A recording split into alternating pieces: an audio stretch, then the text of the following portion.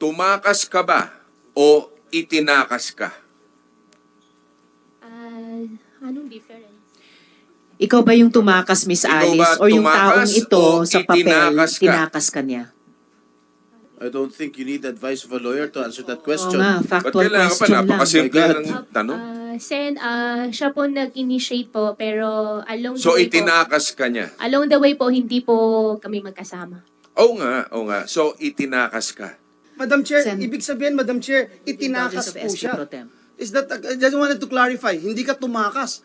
Itinakas ka nitong tao na ito?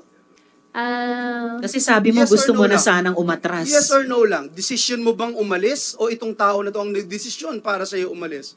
Kaya niya pinacilitate ito. Nung una po, siya po nag-decision po para sa akin. So, nung yun nga- una. Nung una Tapos po. nung pangalawa, ikaw Ang na rin. pangalawa po, dahil meron po ako ulit ng mga naririnig, nababalitaan po, natatakot na po ako din talaga. So,